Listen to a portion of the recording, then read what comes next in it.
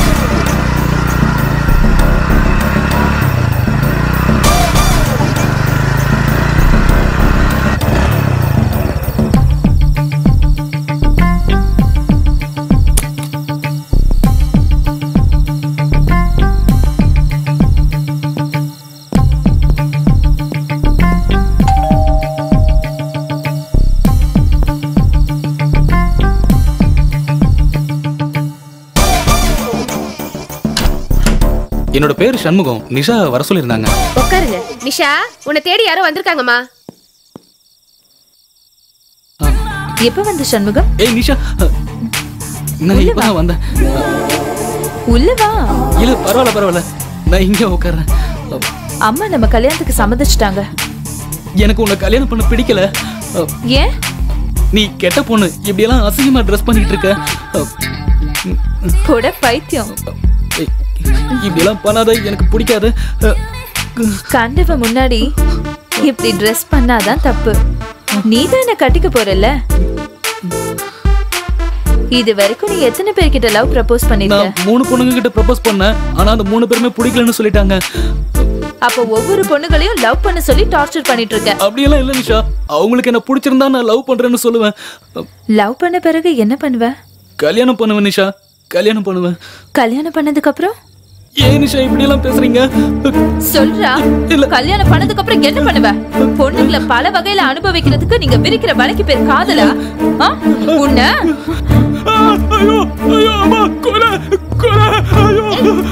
அவனை தப்பிக்க விட்ட, போலீஸ்ல போய் சொல்லிட போறா. அவன் போலீஸ்க்குலாம் போக மாட்டாமா, பயந்தாங்கோலி. எதுக்கும் அவன் கிட்ட கொஞ்சம் ஜாக்கிரதையா இருமா. சரிமா, அதுக்கு அவனை வாட்ச் பண்ணிட்டே இரு. இந்த ஆம்பளைங்களை எல்லாம் நம்பவே கூடாது. என் கணிப்பு படி இவன் நல்லவனாதான் இருக்கணும். மத்த ஆம்பளைங்க மாதிரி இல்ல. இவனை மிரட்டி அமிச்சாலே போதும், திருந்திடுவான்.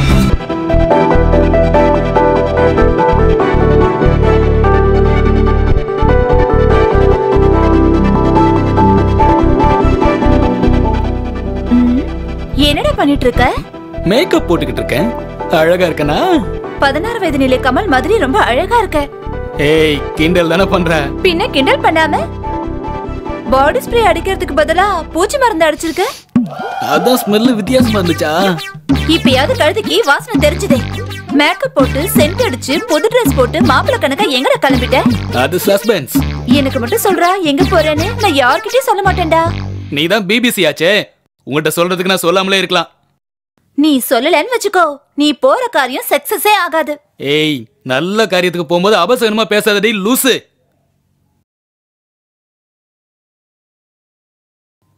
யோ, நீதான் மகேஷா? ஆமா சார். ஆமா, இந்த 3537 பூங்கரா? ஆமா சார். ஒர்க் ஷாப்ல இருந்து கம்ப்ளைண்ட் வந்திருக்கு. கார் மொத்தம் ஒரே ரத்தமா இருக்காம, என்ன சார் சொல்றீங்க? நான் கார் யூஸ் பண்ணி 1 வாரம் ஆச்சு. என் ஃப்ரெண்ட் ரவி தான் சார் வாங்கிட்டு போனான். அவனுக்கு எதுக்காக கார் கொடுத்த? கல்யாண வேலைக்காக கேட்டான் சார். ஒரு ஹெல்ப்பா இருக்கட்டுமே கொடுத்தேன் சார். இவன் தான் அவன் ஃப்ரெண்டா? ஆமா சார்.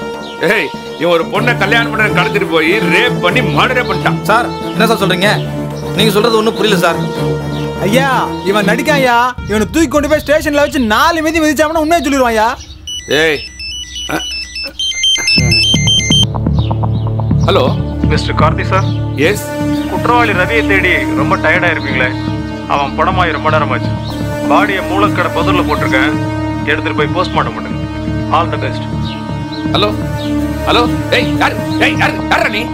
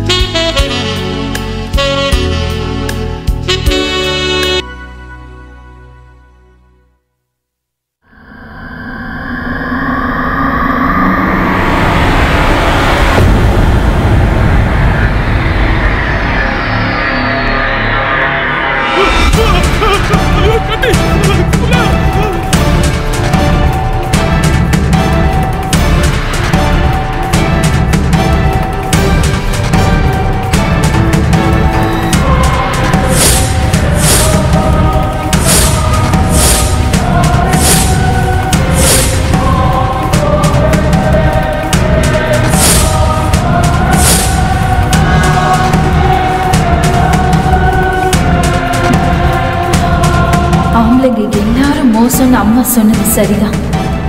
இவனும் எல்லா ஆம்பளைங்கள மாதிரி தான் இருக்கான். முதல் முறையா என் கணிப்பு தப்பாயிருச்சு.